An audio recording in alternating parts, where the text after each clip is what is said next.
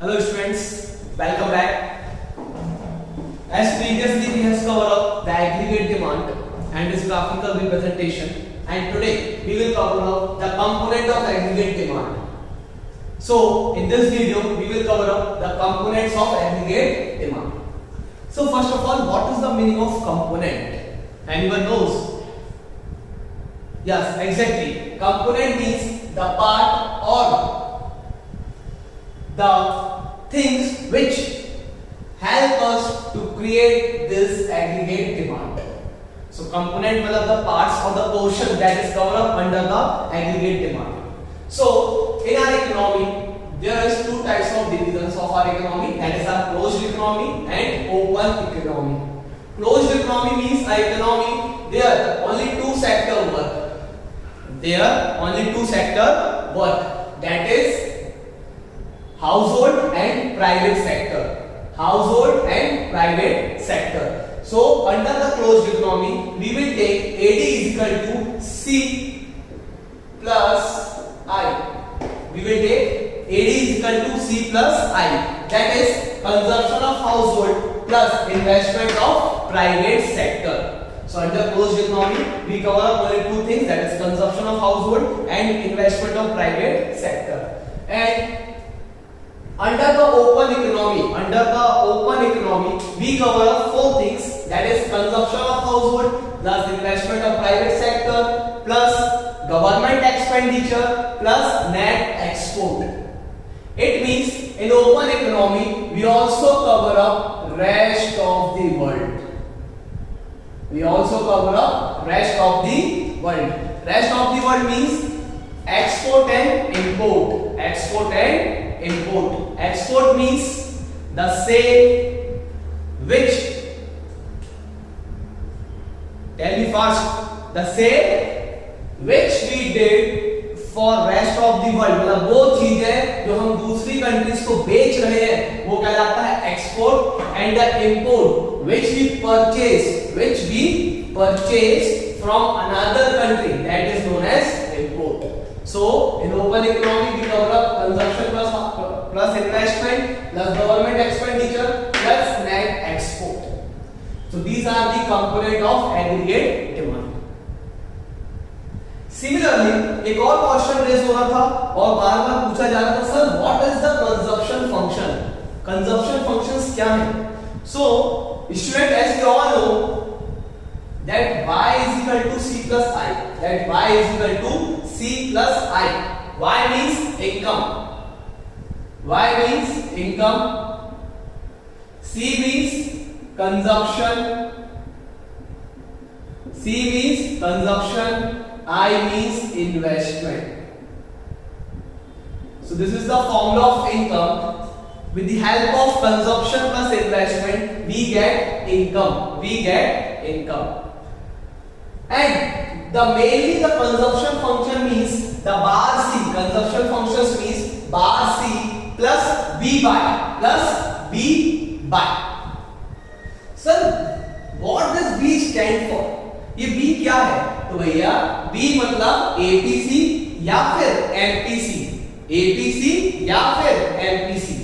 APC means average propensity to consume, MPC means marginal propensity to consume. ठीक है? What APC stand for average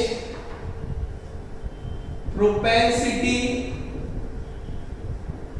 to consume, and similarly MPC stand for marginal propensity to consume.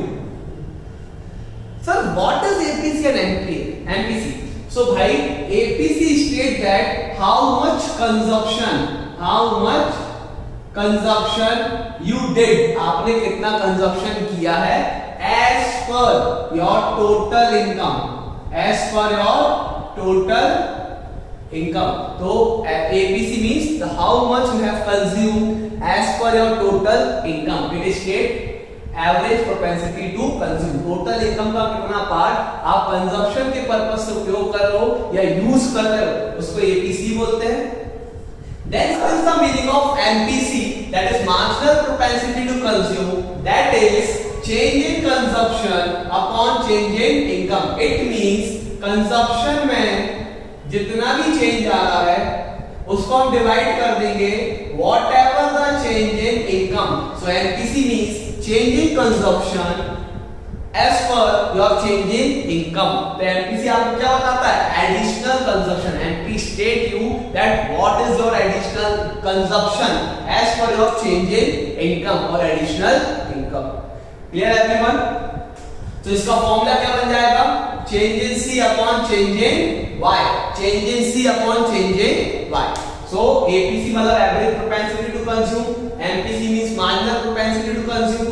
APC का formula है consumption upon income, MPC का formula है change in consumption upon change in income. Clear to everyone और not?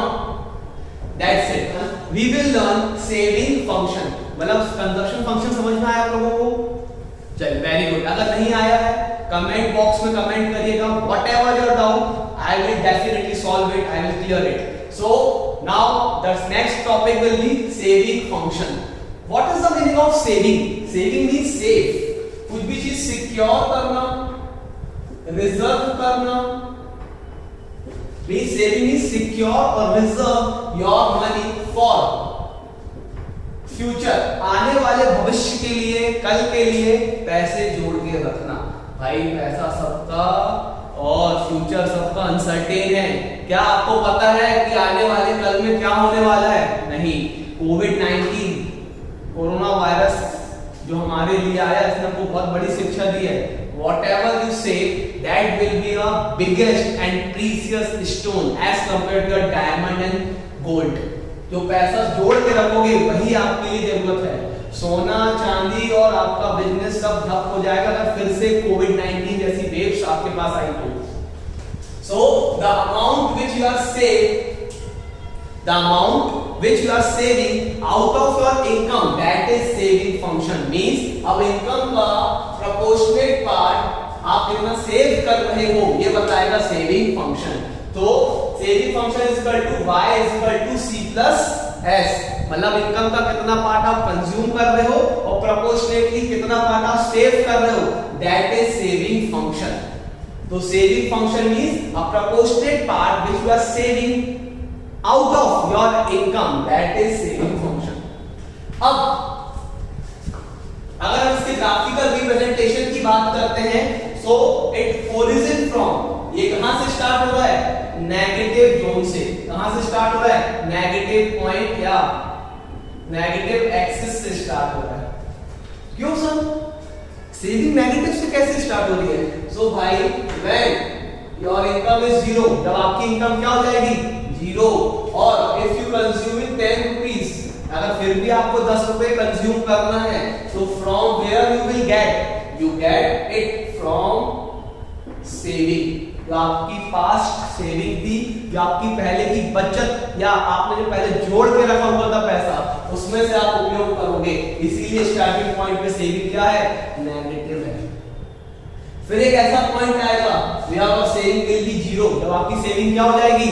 Zero हो जाएगी। Sir कैसे हो जाएगी सेविंग जीरो?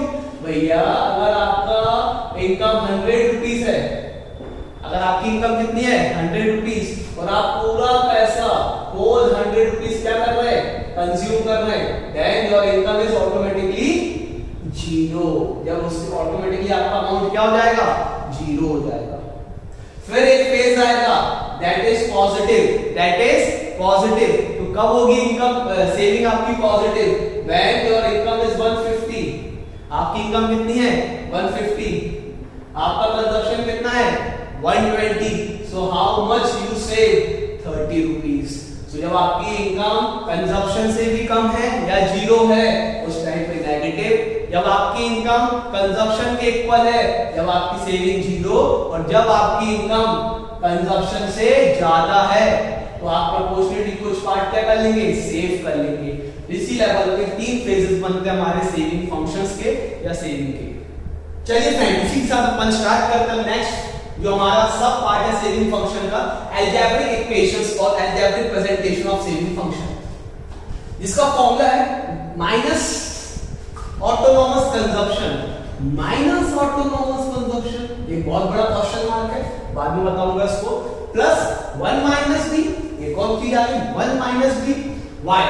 सो भाई y माइनस ऑटोनॉमस कंजप्शन, और माइनस ऑटोनॉमस कंजप्शन मतलब when the saving is in negative. जैसे मैंने आपको बताया था कि स्टार्टिंग फेज में if your income is zero, आपकी इनकम क्या है, जीरो है, और if your income is less than consumption, if your income is less than consumption, that time your saving is negative. इस टाइम पे क्या होगी, आपकी सेविंग नेगेटिव होगी।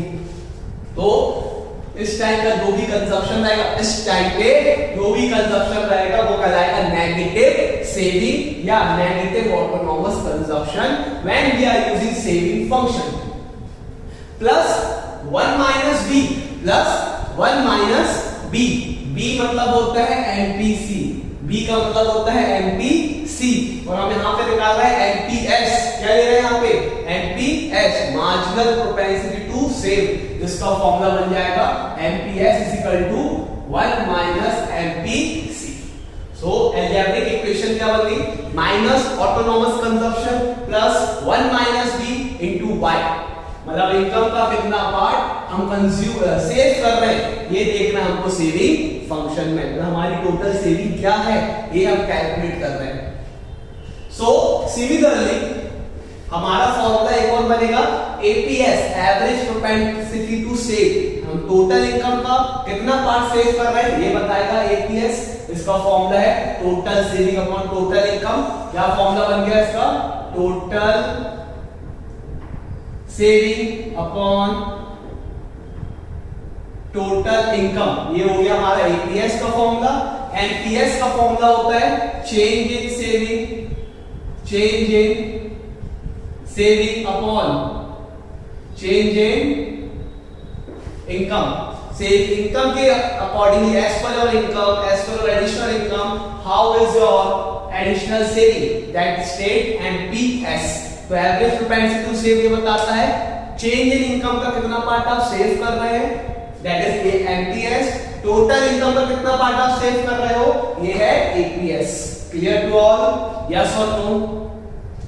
सो हमने पढ़ा सेविंग फंक्शन, यहाँ पे y is equal to c plus s है। यहाँ हमने तीन फेज देखे, नेगेटिव, जीरो, पॉजिटिव। नेगेटिव कब होता है, जब इनकम जीरो है और कुछ कंजप्शन है, या फिर जब income is less than your consumption, जब आपकी इनकम कंजप्शन से कम है तो भी क्या होता है, नेगेटिव सेविंग। और जीरो कब होगा, when your income is equals to consumption, जब इनकम किसके इक्वल है, कंजप्शन के इक्वल है। और पॉजिटिव कब होगा, when your income is greater than your consumption. तो इसके बाद हमने अलजेब्रिक पढ़ा, और अब हम पढ़ते हैं ब्रेक इवन पॉइंट। जब आपकी सेविंग जीरो होती है, मींस दिस फेज, इस फेज को हम बोलते हैं break even point, BEP, break even point, when your saving is equal to zero और when your consumption is equal to income. जब कंजप्शन इनकम के इक्वल हो या सेविंग जीरो, उसको हम बोलते हैं break even point. Clear to all? That's all for today. Thank you everyone. Please like, subscribe और शेयर जरूर करें, और अगर कोई भी डाउट है कमेंट बॉक्स पे आप मेरे को मैसेज ड्रॉप करिए, I will definitely reply that, और इवन उसके ऊपर एक शॉर्ट वीडियो में बहुत जल्द से जल्द बनाऊंगा। So that's all for today. Thank you everyone.